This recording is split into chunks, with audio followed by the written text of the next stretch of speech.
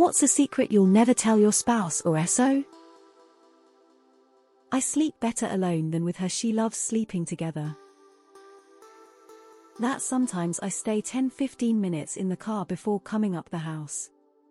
Not ashamed of it or something, but I like some me time to be private and not judged.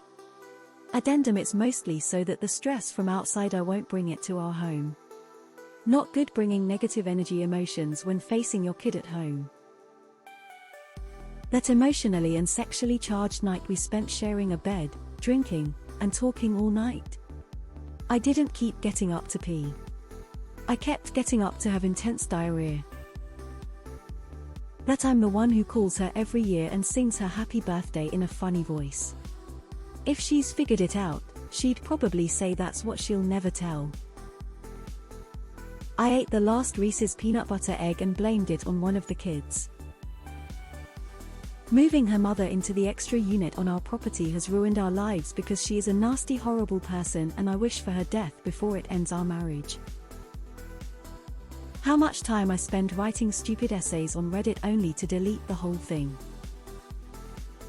I failed school. I had to take a basic education course before getting into uni, and that it took me 8 years to graduate from a 3-year degree. That the reason I lost my boner that one time in '69 was because a piece of TP fell in my eye from her butt. That it did, actually, make their butt look big. They didn't forget to buy them at the grocery store. I, in fact, at 2 a.m., ate the entire package of Oreos. That I know about their emotional affair. I know what said and how minuscule I now feel in my day-to-day life. I know who it is that keeps messing with the thermostat. It's me. Insert evil laugh here. I actually feel so much worse mental illness sometimes than I let on. I am medicated and see a therapist, but it isn't always enough. He works so hard and has so much on his plate. I don't want him to feel bad because often there's nothing he can do about it. The negative thoughts I have about myself. I don't want him thinking, well, now that she mentions it, she is kinda. I tell him I'm feeling down on myself or self-conscious, just not what the exact problem is. Okay, but promise you won't tell. Has a pair of shoes that I really don't like, but she does, so I just keep it to myself because they make her happy. Nice try, honey.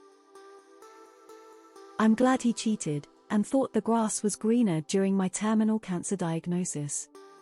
Wish he didn't lie about it. But the genuine relief that he is someone else's problem after nearly a decade is priceless. Bless. I saw on the call display that the jewelry store was calling. I let him answer it. He immediately left to run an errand and came home and took me out skating, where he romantically proposed on a frozen pond under a floodlight on a February evening. We'll be married 20 years this year. I can't tell him I knew the whole time. I just can't. My love for fanfiction. It feels really stupid, but I don't know why I don't want to talk about it. I've been reading fanfiction for 15 years and sometimes write in my spare time to this day.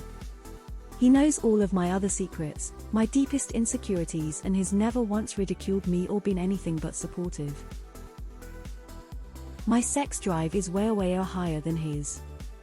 I want it 3 to 4 times a day, and he only really wants it 3 to 4 times a month related to meds and mental health.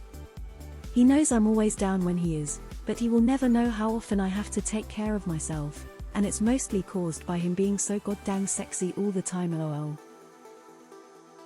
That your mum, contrary to what I've said before, is truly a boring idiot. Edit. I did not expect anyone to upvote this.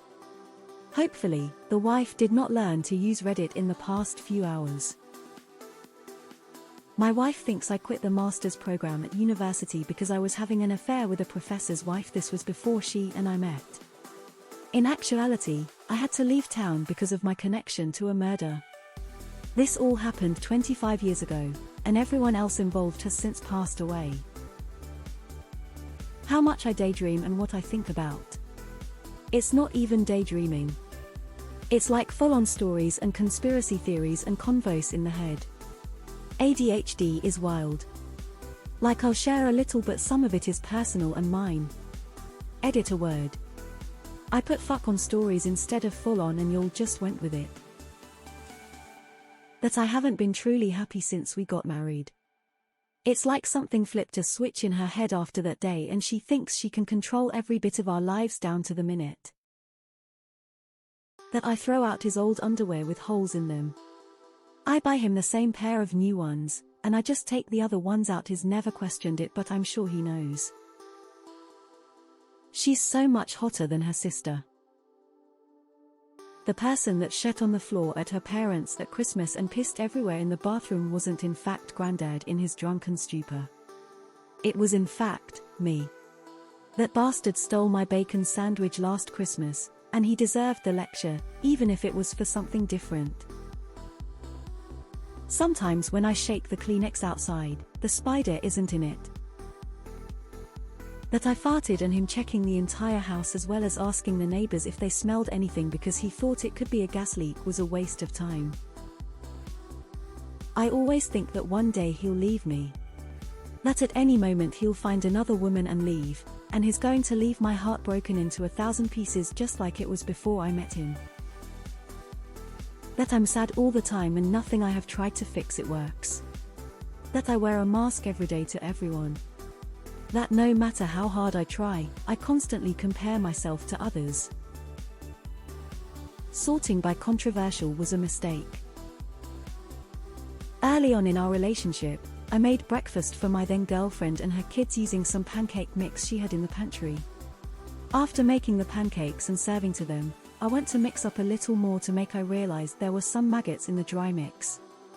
They were pretty much done eating, and telling me how good they were. I decided that ignorance was better than telling them.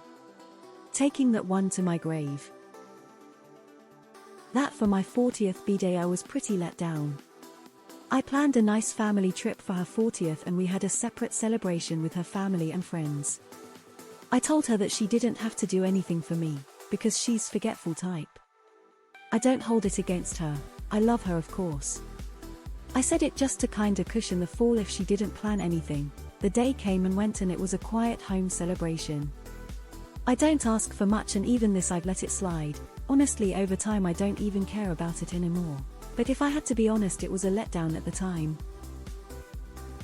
Her cooking isn't nearly as good as she thinks it is. That I pooped in the ocean while snorkeling off of Hawaii. And that was the reason for all the beautiful fish swarming around us all of a sudden. Bon appetit dear fish. Yes, indeed, it was magical. The full story of past traumas. It would break his heart if he knew what's happened to me in the past. Poison him inside the way it poisons me. I fell in love with him for the bright light that he is, so I can't justify showering him with that darkness. He still heals me in his own ways, but I don't think I'll ever be able to tell him everything. That I'm planning our divorce because she's an alcoholic but won't spring it on her until my parents return from their vacation so I can have someone watch the dogs while I'm at work. That I kinda really want some big surprise romantic gesture, something really thoughtful and maybe even cheesy, even if I know they're not into that themselves really. But I am, and it would be nice. I don't wanna ask for it outright though, because I know it's not their thing and I don't want them to feel forced. I get shown love in other ways and I'm still happy with that. I sniffed his underwear last night.